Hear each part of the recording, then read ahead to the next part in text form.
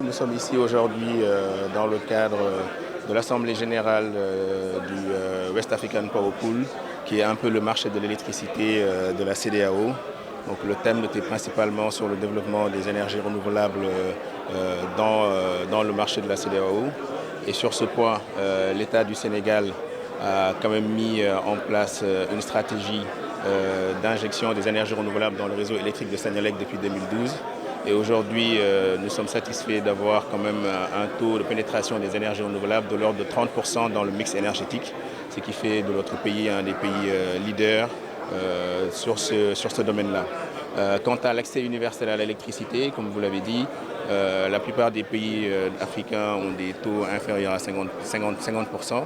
Au Sénégal, nous avons quand même un taux qui est quand même assez honorable, qui dépasse les 66% sur le plan national. Le taux d'électrification rurale aujourd'hui est aux alentours de 60%.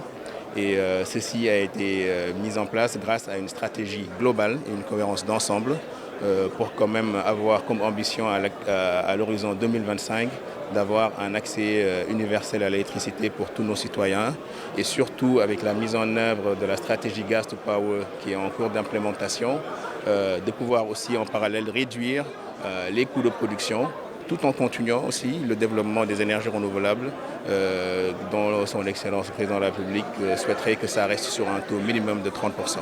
Donc le West African Power Pool, qui est aussi le marché ouest-africain, il convient aussi de préciser le rôle central que joue la Société nationale d'électricité du Sénégal, la Senelec.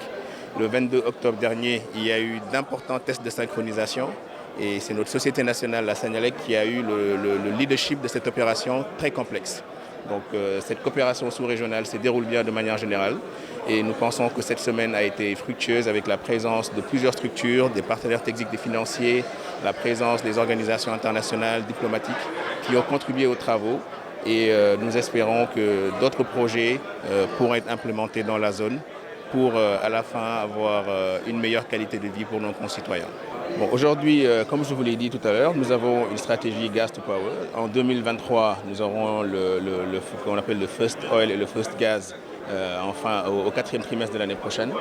Donc c'est sur cette base que le Sénégal a mis en place cette stratégie Gas to Power. Nous avons déjà commencé la conversion de la plupart de nos centrales électriques qui devront fonctionner au gaz. Et cette conversion des centrales au gaz va nous permettre de réduire drastiquement les coûts de production et donc à terme réduire les tarifs de l'électricité. Et aussi l'axe fondamental aussi de notre politique d'intégration régionale porte aussi sur l'accès universel. Et au niveau sénégalais, son Excellence Président de la République Macky Sall nous a donné comme instruction de mettre en œuvre des projets pour avoir l'accès universel à l'électricité à l'horizon 2025. Et à date, nous avons un taux qui est honorable par rapport au taux que nous avions à 2012. Mais nous continuons aujourd'hui à mettre en œuvre des projets d'urgence pour permettre à nos concitoyens, où qu'ils se trouvent, d'avoir accès à l'électricité. La 17e session de l'Assemblée générale du WAP se tient à Dakar.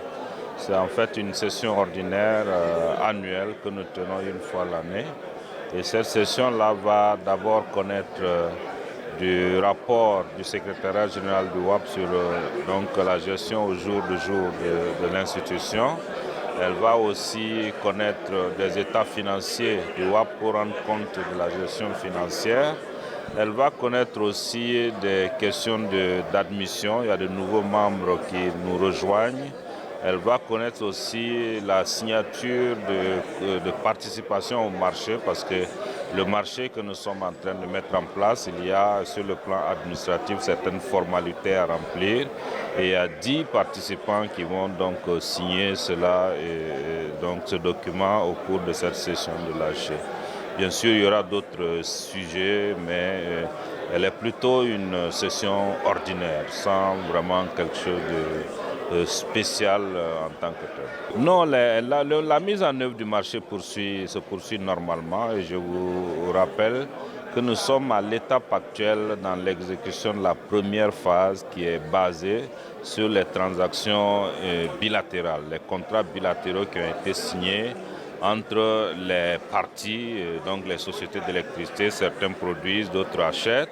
et qui est en cours dans la région depuis les années 70. Maintenant, depuis 2018, nous avons mis en place des organes de régulation de ce marché-là, et régulation donc réglementaire, administrative, juridique, et aussi régulation, si vous voulez, technique, avec un opérateur qui peut donc amener à résoudre les problèmes techniques qui peuvent se poser entre les parties.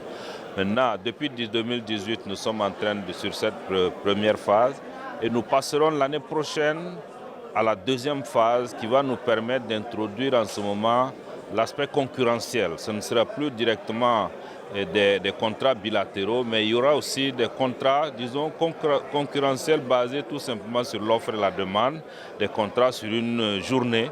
Voilà, une journée de contrat après, voilà, et en ce moment, vont vendre ceux qui auront le meilleur coût. Donc ça nous permettra de fournir donc à nos acheteurs, les gros acheteurs qui sont les sociétés de distribution, l'énergie au meilleur coût de la région. Donc l'année prochaine, nous allons passer à cette deuxième phase. Et après 3 ans sur cette deuxième phase, nous allons passer à la phase 3, qui est vraiment la phase ultime, où ce sera comme à la bourse et le prix de l'énergie sera chaque heure en fait déterminé. Et les acheteurs vont acheter, les vendeurs vont donc faire des offres. Et ce sera comme un marché vraiment fluide, un marché à l'heure qu'on appelle le spot market que nous allons mettre en œuvre.